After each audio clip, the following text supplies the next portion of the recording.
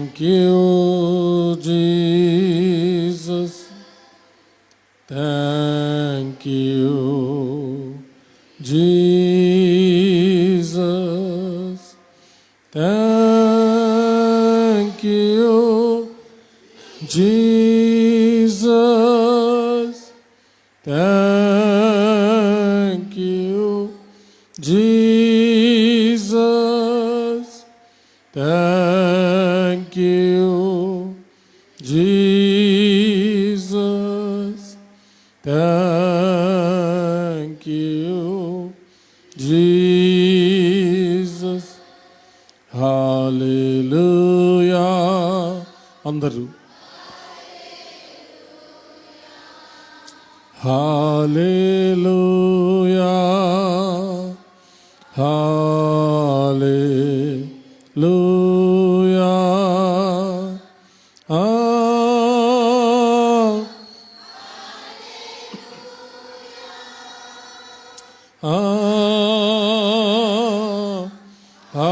Hallelujah. Hallelujah.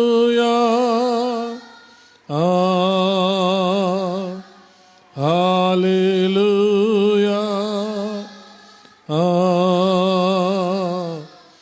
Hallelujah.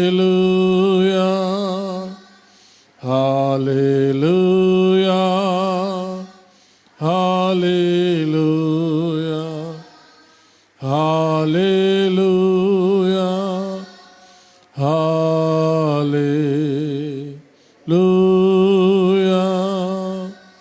Thank you, Jesus Master.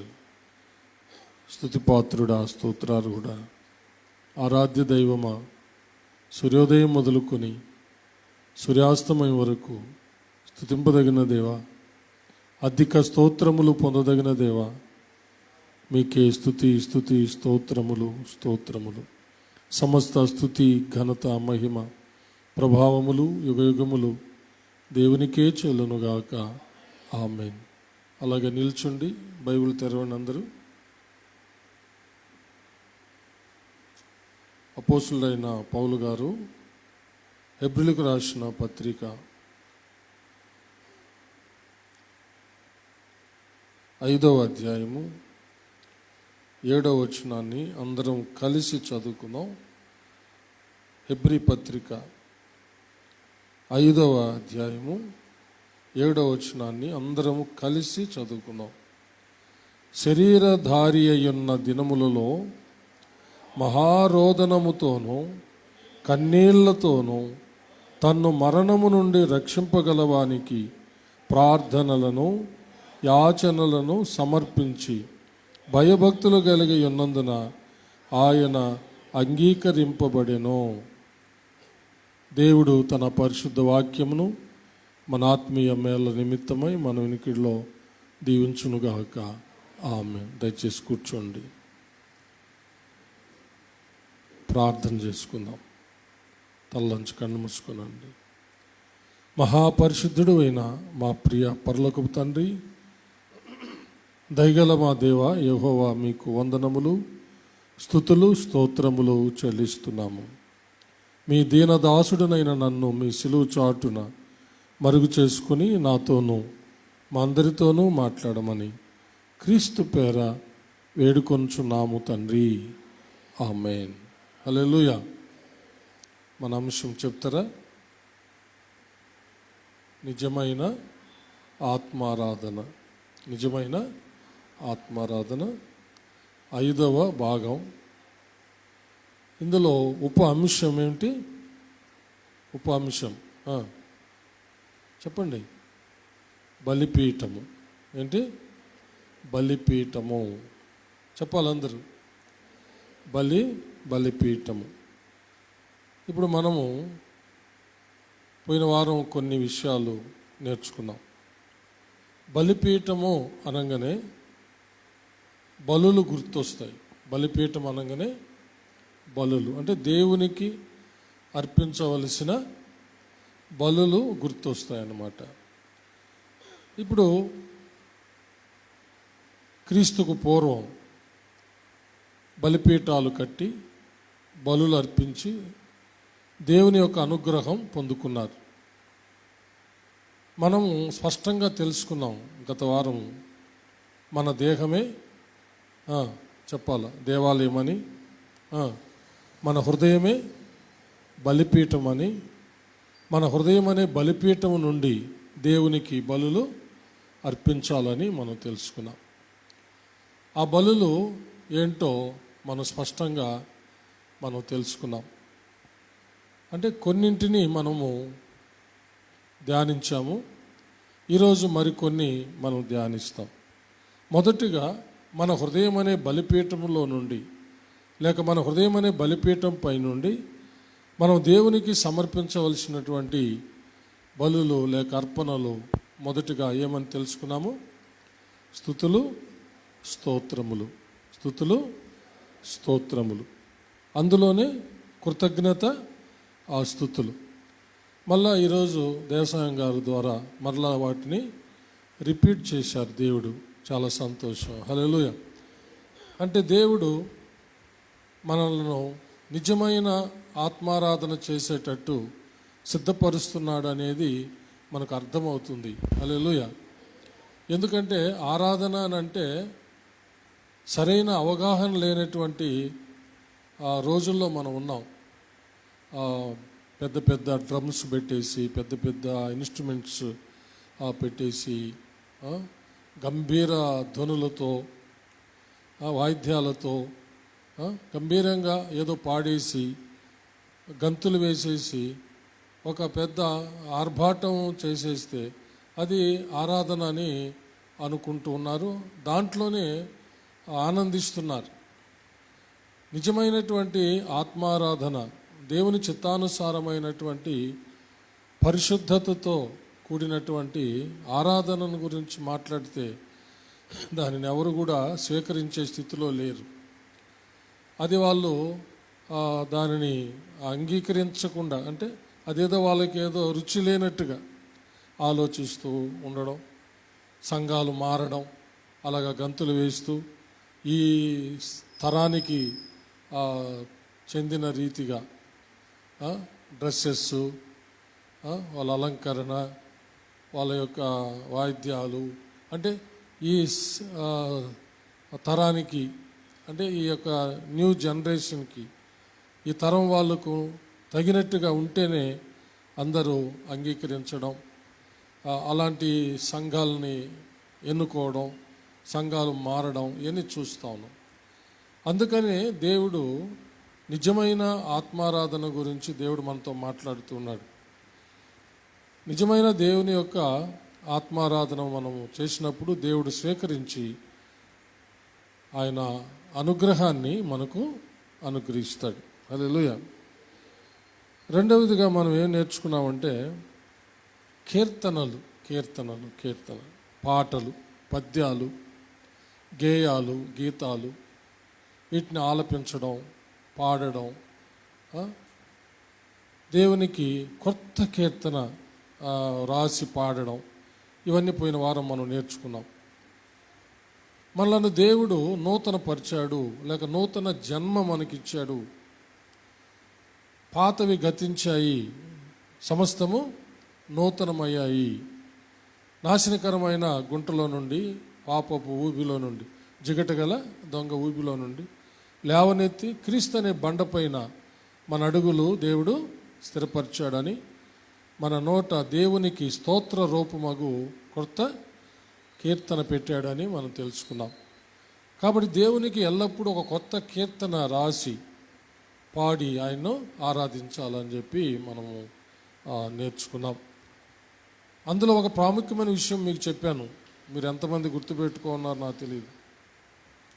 సాతాన్ని వర్ణించే పాటలు రాసి పాడకూడదు అని ఎంతమంది గుర్తుపెట్టుకున్నారు? చేయి బాగా చూపిస్తారా? Very good, may God bless you.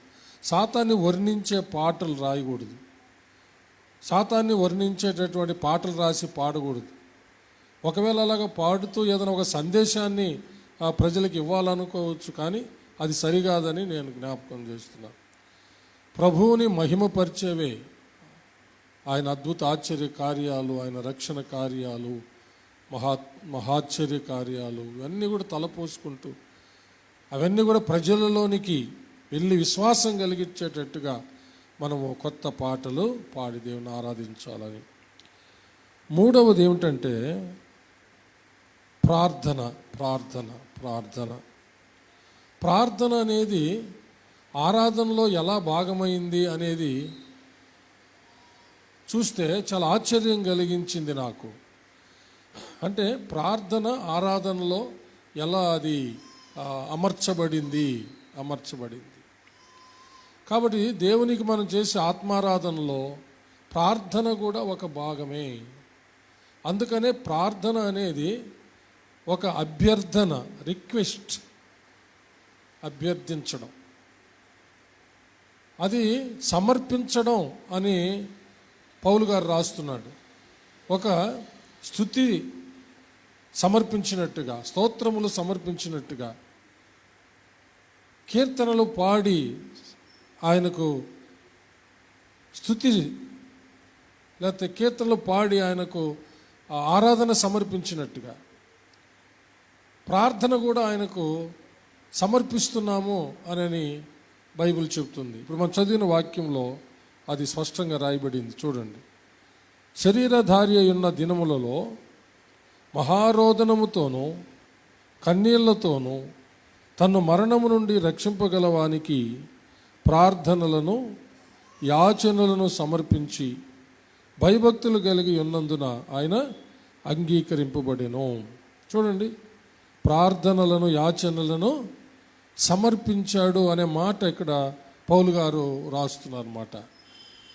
స్తుతి సమర్పించినట్టుగానే, స్తోత్రాలు సమర్పించినట్టుగానే, ఆరాధన సమర్పించినట్టుగానే, పాటలు సమర్పించినట్టుగానే ప్రార్థన కూడా సమర్పిస్తున్నాను, యాచనలు కూడా సమర్పిస్తున్నాను అని అంటున్నాడు. దీనిని టోటల్గా అర్థం చేసుకుంటే ఇది ఆరాధనలో ఎలా ఇది ఒక భాగమైంది అని ఆలోచన చేస్తే సొలొమోను రాజు చేసిన ఒక ప్రార్థన మీ యొక్క దృష్టికి తీసుకొస్తాను. రాజుల మొదటి గ్రంథం 8వ అధ్యాయము 22వ వచనాన్ని చదువుతాం. రాజుల మొదటి గ్రంథము 8వ అధ్యాయము 22వ వచనం చదవండి.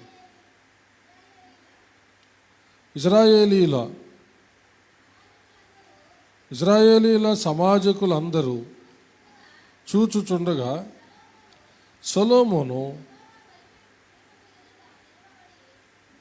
సొలొమోను యెహోవా బలిపీఠము ఎదుట నిలవబడి ఆకాశం తట్టు చేతులెత్తి ఇట్లా నేను చూచారా, ఒకసారి మళ్ళా నేను చదువుతాను చూడండి.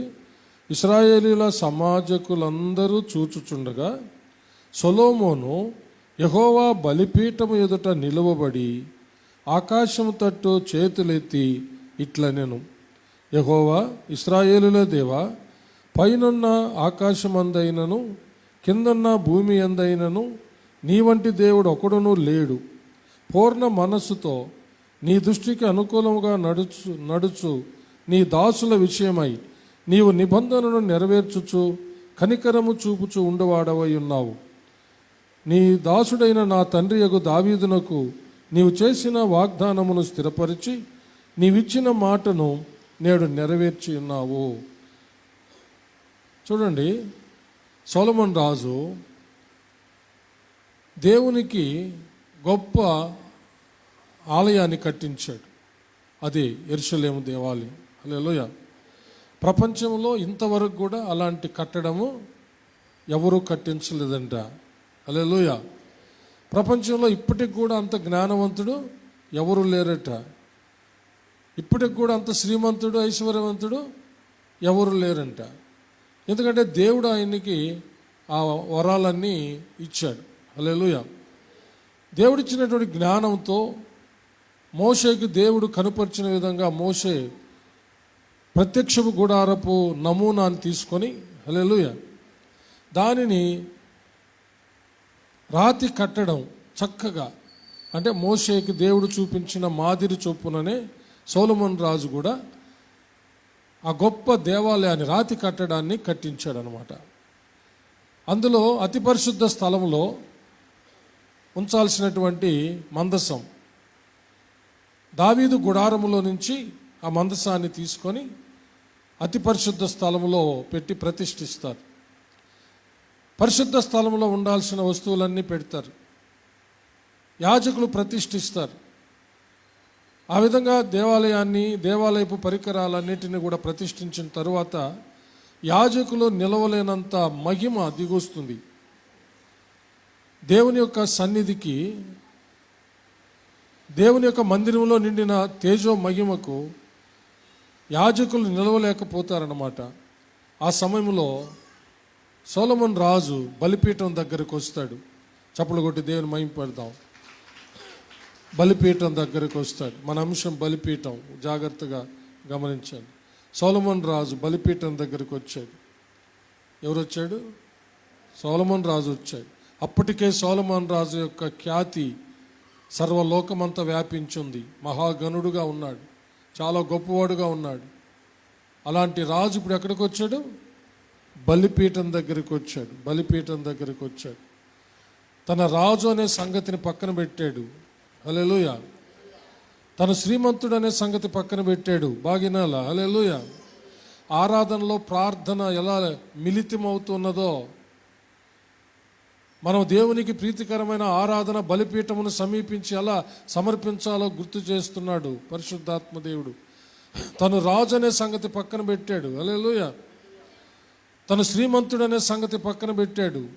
తను మహాజ్ఞానవంతుడనే సంగతి పక్కన పెట్టాడు. హల్లెలూయా.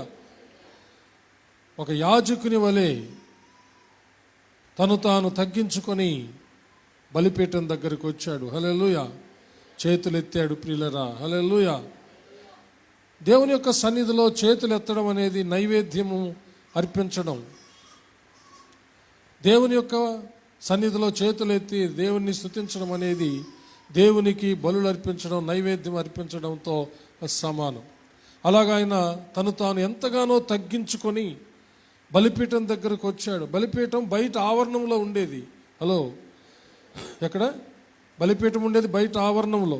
3 ప్రత్యేకమైన భాగాలు. బయట ఆవరణంలో బలిపీఠము, లోపల గుడారములో పరిశుద్ధ స్థలం, అడ్డుతెర వెనక అతి పరిశుద్ధ స్థలం. ఈయన బలిపీఠం దగ్గరకు వచ్చాడు. బలిపీఠం దగ్గరకు వచ్చాడు అంటేనే తను తాను ఎంతగానో తగ్గించుకున్నాడని అర్థం. అంటే తను తాను బలిగా అర్పించుకుంటున్నాడని, తను తాను దేవునికి సమర్పించుకుంటున్నానని అర్థం అనమాట. హల్లెలూయా. అలాగ సమర్పించుకునేటప్పుడు ఒక యజ్ఞ పశువుగా, యాగ పశువుగా, హల్లెలూయా, మొత్తం చచ్చిపోవాలన్నమాట. మొత్తం చచ్చిపోవాలి. రాజు అనేదంతా తీసి పక్కన పెట్టాడు. అతని యొక్క గొప్ప అతిశయాలన్నీ పక్కన పెట్టాడు. అతనికి ఉన్నటువంటి ఆ ఖ్యాతి అంతా కూడా పక్కన పెట్టాడు. జ్ఞానం అంతా పక్కన పెట్టాడు. శ్రీమంతుడనే సంగతి పక్కన పెట్టాడు. తను తాను తగ్గించుకొని ఆ బలిపీఠం దగ్గరకు వచ్చి నిలబడి దేవుని వైపు చేతులెత్తి ఆయన స్తుతించడం మొదలుపెట్టాడు. చప్పలు కొట్టి దేవుని మహిమపడదాం. Praise lord. హల్లెలూయా. మీరు ఇంటికెళ్ళి ఈ అధ్యాయాన్ని చదవండి. సొలొమోను రాజు ఎంత చక్కగా స్తుతి ప్రార్థన చేశాడో అర్థమవుతుంది. స్తుతి ప్రార్థన విజ్ఞాపనలు చేశాడండి. చెప్పండి, ఏంటి? స్తుతి ప్రార్థన విజ్ఞాపనలు చేశాడు. దీన్ని బట్టి నేను ఏమంటానంటే, నిజమైనటువంటి దేవునికి ఆరాధన సమర్పించే మన జీవితంలో స్తుతి, ఆరాధన, ప్రార్థనతో, విజ్ఞాపనలతో ఇమిడి ఉందని నేను జ్ఞాపకం చేస్తున్నాను. హల్లెలూయా. చప్పలు కొట్టి దేవుని మహిమపడదాం. Praise lord. స్తుతి, ప్రార్థన, విజ్ఞాపనలు. చెప్పండి, స్తుతి, ప్రార్థన, విజ్ఞాపనలు. ఇవన్నీ మిళితమైనదే నిజమైనటువంటి దేవునికి ఆరాధన సమర్పించడం అనేది ఇక్కడ అర్థమవుతుంది. దేవుణ్ణి గణపరచడం మొదలుపెట్టాడు. ఆయన అద్భుత ఆశ్చర్య కార్యాలను మొదలుపెట్టాడు. తన తండ్రి జీవితంలో దేవుడు చేసిన మొదలుపెట్టాడు. తన తండ్రి దగ్గర నుంచి తనకు ఎలాగో మందిరాన్ని కట్టించే విషయం అప్పగించబడిందో అన్ని జ్ఞాపకం చేశాడు. దేవుని యొక్క ఆశ్చర్య అద్భుత కార్యాలన్నీ జ్ఞాపకం చేశాడు. హల్లెలూయా. ఆఖరికి ప్రార్థనలు, విజ్ఞాపనలు చేయడం మొదలుపెట్టాడు. హల్లెలూయా. ఎలా చేశాడంటే, స్తుతించేటప్పుడేమో లేచి చేతులెత్తి, ప్రార్థన చేసేటప్పుడు ఏమంటే మోకరించి, హల్లెలూయా. ఏంటి చెప్పండి? స్తుతించేటప్పుడేమో నిలబడి చేతులెత్తి, ప్రార్థించేటప్పుడు మోకరించి ప్రార్థన. ఇది ఆయన ప్రార్థన చేసినంతసేపు స్తుతించేటప్పుడేమో నిలబడ్డము, ప్రార్థన చేసేటప్పుడు విజ్ఞాపన చేసేటప్పుడేమో మోకరించడం చేశాడంట. హల్లెలూయా. చూడండి 54వ వచనాన్ని ఒకసారి. సొలొమోను ఇలాగు ప్రార్థించుటయు విన్నపము చేయుట ముగించి ఆకాశము తట్టు తన చేతులను చాపి యెహోవా బలిపీఠము ఎదుట మోకాళ్ళునుట మాని లేచి నిలిచిన తరువాత. హల్లెలూయా. బాగా గమనించాలా? హలో, బలిపీఠము ఎదుట నిలబడినటువంటి స్థితి ఒకటి కనబడుతుంది. బలిపీఠము దగ్గర మోకాళ్ళ మీద ఉండి ప్రార్థనలు యాచనలు చేసినట్టుగా మనం చూస్తూ ఉన్నాం. ఆమేన్. హల్లెలూయా.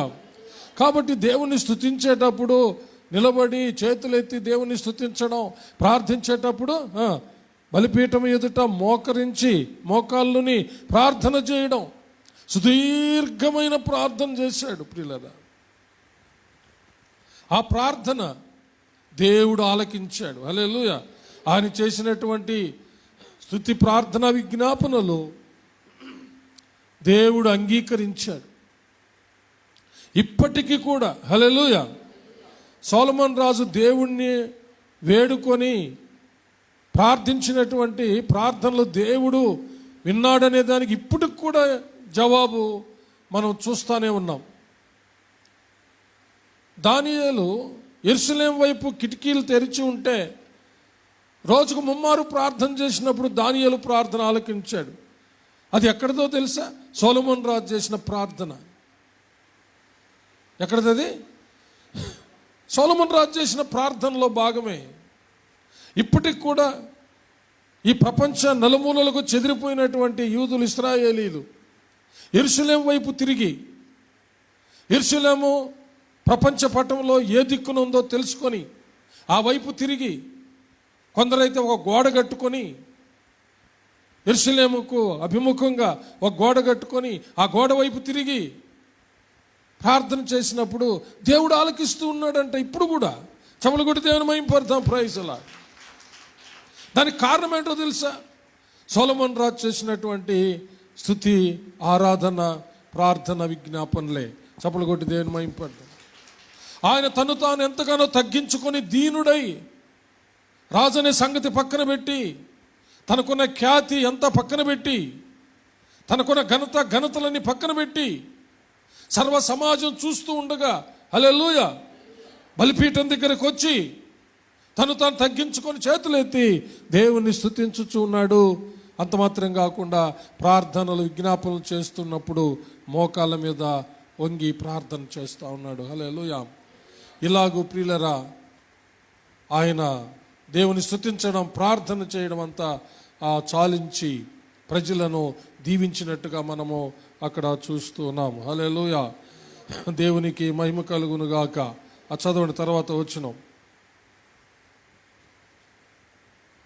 సొలొమోను ఇలాగూ ప్రార్థించుటయు విన్నపము చేయుటయు ముగించి ఆకాశము తట్టు తన చేతులను చాపి యెహోవా బలిపీఠం ఎదుట మోకాళ్ళునుట మాని లేచి నిలిచిన తరువాత అతడు మహాశబ్దముతో ఇశ్రాయేలుల సమాజం అంతటిని దీవించెను. చప్పలు కొట్టి దేని మహిమతో ప్రైజ్ లార్డ్. నిజంగా చెప్తున్నాను ప్రియులరా, నిజమైనటువంటి ఆత్మారాధన దేవునికి మనం సమర్పిస్తే తప్పకుండా దేవుని యొక్క దీవెనలు మనకు అనుగ్రహించబడతాయి. చప్పలు కొట్టి దేవుని మహిమ పరుస్తాము. హల్లెలూయా, హల్లెలూయా. ఇప్పుడు యేసు ప్రభు యొక్క బలిపీఠం దగ్గరకు వస్తాం. ఇప్పుడు సొలొమోను రాజు బలిపీఠం దగ్గరకు వచ్చాడు. ఇప్పుడు యేసు ప్రభుల వారి యొక్క బలిపీఠం దగ్గరకు వస్తాం. యేసు ప్రభుల వారి బలిపీఠం పేరు చెప్తారా? చెప్తారండి? యేసు ప్రభువుల వారి బలిపీఠం పేరు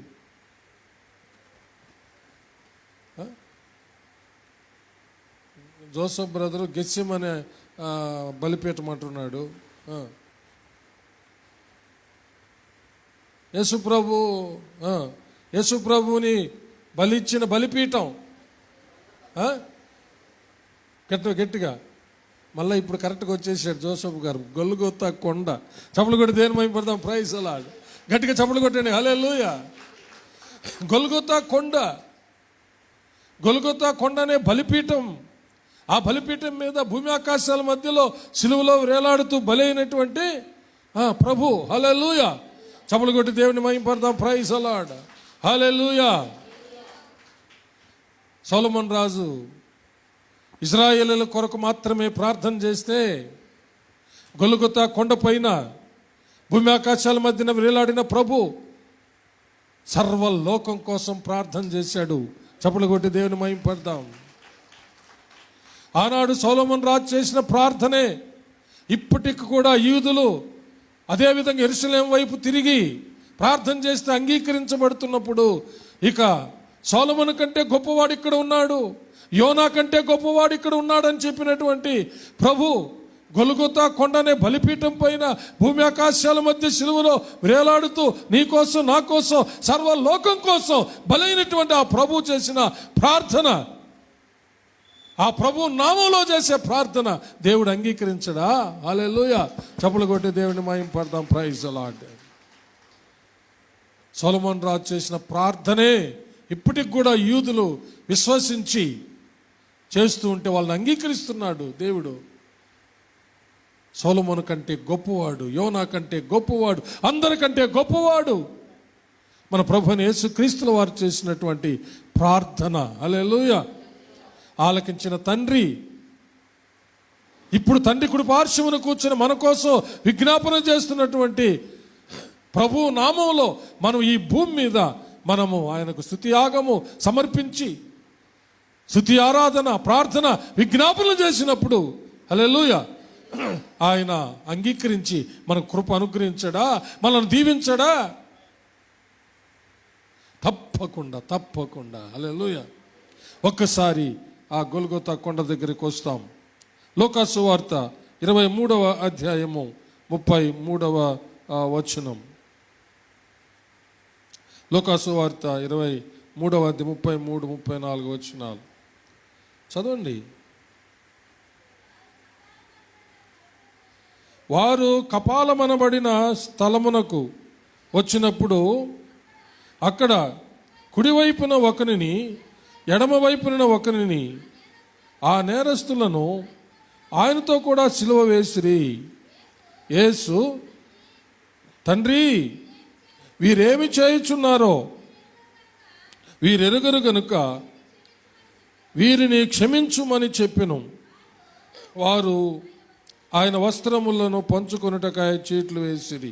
సరే, ఇక్కడ చూడండి. ఆ గొల్గొతా కొండపైన అక్కడ కపాలమనబడిన అనక్కడ ఒకటేసి కింద కల్వరి కొండ. చప్పలు కొట్టి దేవుని మహిమపడతాం. ఆ కల్వరి కొండ, ఆ గొల్గొతా కొండ, ఆ గొల్గొతా కొండ లేక కల్వరి కొండ అనేటటువంటి ఆ కొండ పైన అదే బలిపీఠం పైన భూమి ఆకాశాల మధ్య సిలువలో వేలాడిన ప్రభు హల్లెలూయా చేసిన ప్రార్థన. తండ్రి వీరేం చేయుచున్నారా వీరు ఎరుగరు కనుక వీరిని క్షమించుమని ప్రార్థన విజ్ఞాపన చేశాడు. హల్లెలూయా. తన్ను తాను దేవునికి బలిగా అర్పించుకొని స్తుతియాగము చేశాడు. హల్లెలూయా. తను తాను దేవునికి బలిగా అర్పణగా అర్పించుకోవడం ద్వారా స్తుతియాగం చేశాడు. అంత మాత్రం కాకుండా తండ్రి వీరేం చేయుచున్నారు వీరు ఎరుగరు కనుక వీరిని క్షమించుమని ఎలుగెత్తి ప్రార్థన యాచనలు విజ్ఞాపనలు చేశాడు. పిల్లలు హల్లెలూయా.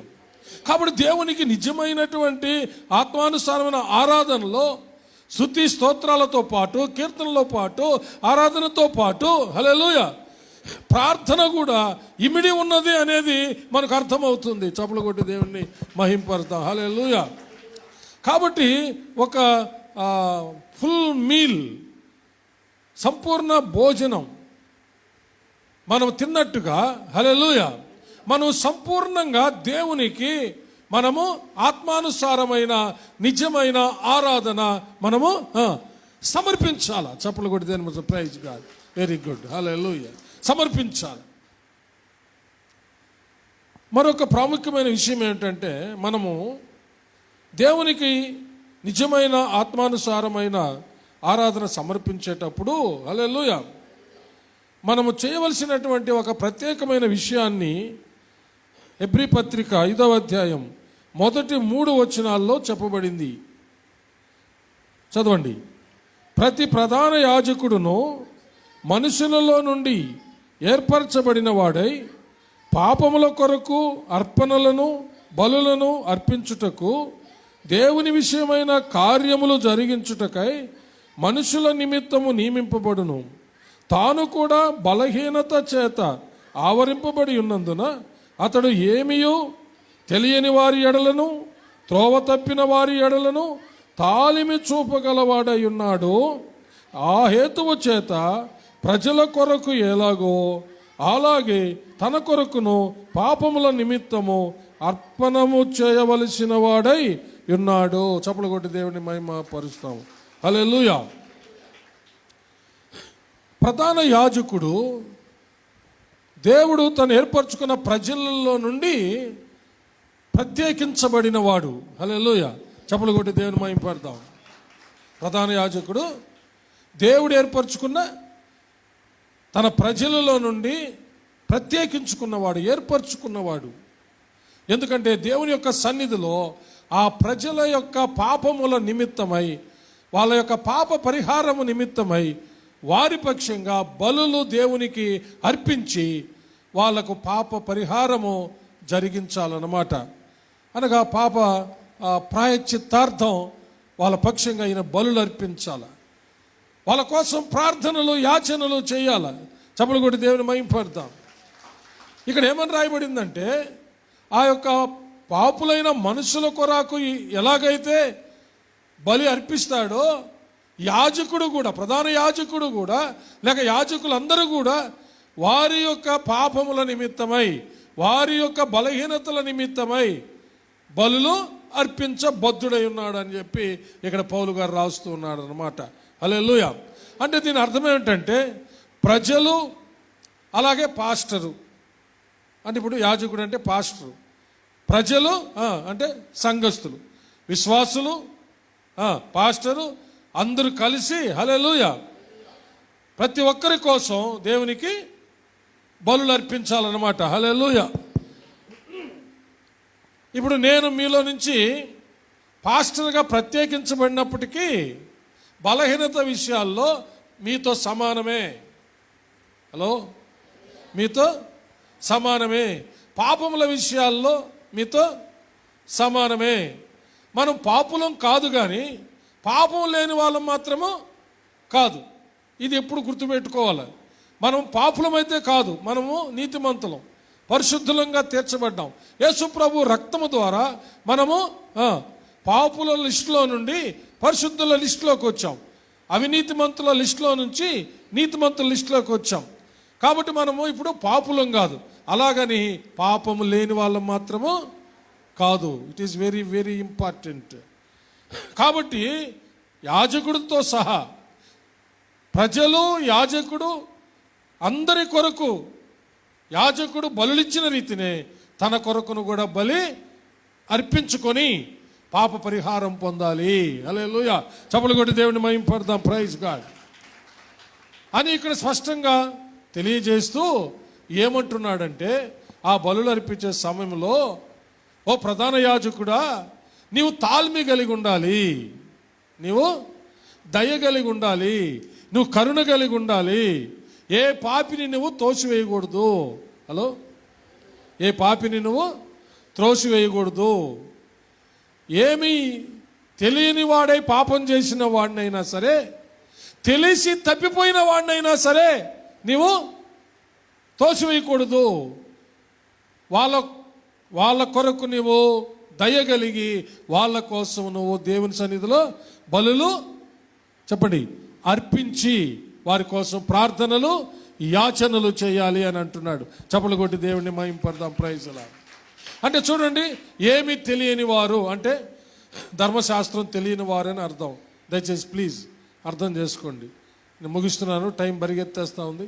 ఏమిటి ఏమి తెలియని వారంటే ధర్మశాస్త్రము తెలియని వాళ్ళు. తప్పిపోయిన వారు అంటే ధర్మశాస్త్రం తెలిసి తప్పిపోయిన వాళ్ళు అనమాట. ఇప్పుడు ప్రధాన యాజకుడు వీళ్ళు ఎవరిని కూడా తోసేయడానికి లేదంట. చెమలు కొట్టి దేవుని మహిమ ప్రైజ్లా. ఎందుకంటే నీవే బలహీనుడుగా ఉన్నావు కాబట్టి ఈ బలహీనులు నువ్వు తోచివేయడానికి లేదు. కాబట్టి నిజమైన దేవునికి ఆరాధన, ఆత్మానుసారమైన ఆరాధన సమర్పించే నీవు నేను మనము ఎవరిని కూడా త్రోసివేయకూడదు, తీసివేయకూడదు, అసహించుకోకూడదు. చప్పలు కొట్టి దేవుని మహిమపరచండి. నీవు పాపివి అని తీర్పు తీర్చడానికి లేదు. వాళ్ళ కోసము దేవుని యొక్క సన్నిధిలో ప్రార్థన బలిని సమర్పించాలా. హల్లెలూయా. ప్రార్థన బలిని, ఆరాధన బలితో పాటు ప్రార్థన బలిని సమర్పించాలి. అంటే ప్రార్థనలు, యాచనలు, విజ్ఞాపనలు చేయాలి. అప్పుడు వారి పాపం పరిహరించబడుతుంది. ఇప్పుడు మనం బలులేమి అర్పించేది లేదు. యేసు ప్రభుల వారి నామంలో ప్రార్థన చేయడమే మనము బలులు అర్పించి ప్రార్థన చేసిన వాళ్ళతో సమానము. హల్లెలూయా. సమూయేలు మొదటి గ్రంథం 7వ అధ్యాయంలో ఒక అమూల్యమైన విషయాన్ని చెప్పి నేను ముగిస్తాను.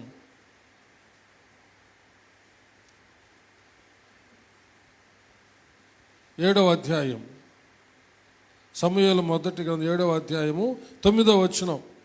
సమూయేలు పాలు విడువని ఒక గొర్రె పిల్లను తెచ్చి యెహోవాకు సర్వాంగ బలిగా అర్పించి ఇశ్రాయేలుల పక్షమున యెహోవాను ప్రార్థన చేయగా యెహోవా అతని ప్రార్థన అంగీకరించెను. చప్పలు కొట్టి దేవుడిని మహిమ పరుస్తాం పిల్లలు. హల్లెలూయా. ఇక్కడ పాలు విడవని ఈ లేత గొర్రె పిల్ల ఎవరిని సూచిస్తుందంటే మన ప్రభు అయిన యేసుక్రీస్తు. ఇప్పుడు మనం ఒక లేత గొర్రె పిల్లనో మేక పిల్లనో తెచ్చి బలిచ్చి ప్రార్థన చేయడం కాదు, కానీ నీకోసం నా కోసం బలైన దేవుని గొర్రె పిల్ల, హల్లెలూయా, పస్కా బలి పశువుగా వధించబడిన దేవుని గొర్రె పిల్ల అయిన యేసు నామములో మనము ఆయన బలిపీఠాన్ని సమీపించి, లేకపోతే మన హృదయం అనే బలిపీఠములో నుండి యేసు నామములో ప్రార్థన చేసినప్పుడు మనము బలులు అర్పించి ప్రార్థన చేసిన వారితోనే చెప్పండి సమానమైపోతాం. మన ప్రార్థనలు కూడా దేవుడు అంగీకరించి ఆయన అనుగ్రహాన్ని మనకు ప్రసాదిస్తాడు. చప్పలు కొట్టి దేవుని మహిమ పెడతాం.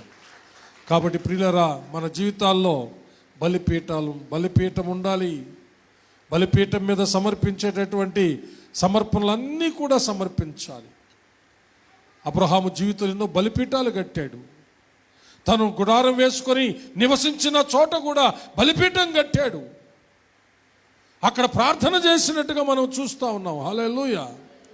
ఒకసారి ఆదికాండం 12వ అధ్యాయంలో ఒక విషయాన్ని చదువుతాను ప్లీజ్. అందరు తెరవండి. ఆదికాండం 12వ అధ్యాయము 8వ వచనం. అక్కడ నుండి అతడు బయలుదేరి బేతేలుకు తూర్పుననున్న కొండకు చేరి పడమటనున్న బేతేలుకును తూర్పుననున్న హాయికిని మధ్యను గుడారం వేసి అక్కడ యెహోవాకు బలిపీఠమును కట్టి యెహోవా నామమున ప్రార్థన చేసెను. హల్లెలూయా. అబ్రహాము జీవితంలో తను గుడారం వేసిన చోట, తను తన కుటుంబం నివసించడానికి గుడారం వేసిన చోట బలిపీఠం కట్టి ప్రార్థన చేశాడు. పిల్లల బలులు అర్పించడం, ప్రార్థన చేయడం, ఇదంతా స్తుతి, ప్రార్థన, విజ్ఞాపనలను సూచిస్తూ ఉంది. హల్లెలూయా. ఈ భాగ్యం, ఈ ధన్యత మన జీవితాల్లో పరిశుద్ధాత్మ దేవుడు అనుగ్రహించునుగాక. ఆమేన్. అందరూ లేచి నిలబడదాం పిల్లరా, అందరూ లేచి నిలబడదాం. హల్లెలూయా, హల్లెలూయా. అందరూ దేవునికి ఒక ప్రీతికరమైన నిజమైన ఆత్మానుసారం ఆరాధన సమర్పించి అందులో స్తుతులు, స్తోత్రములు, కృతజ్ఞతాస్తుతులు, కీర్తనలు, పాటలు, అలాగే ప్రార్థన, యాచనలు, విజ్ఞాపనలు, వీటన్నిటితో మిళితమైనటువంటి ఒక శ్రేష్టమైన ఆత్మారాధన దేవునికి సమర్పించి దేవుని అనుగ్రహం పొందుకోవాలి. ప్రియులరా, దేవుని దయను పొందుకోవాలి. హల్లెలూయా. రబబబబ ఓ రరమ షందరి కరబరబబ ఓ రరబబ షక్కరబ. విన్న విషయాలు దయచేసి మీ హృదయాల్లో పదిలపరచుకోండి.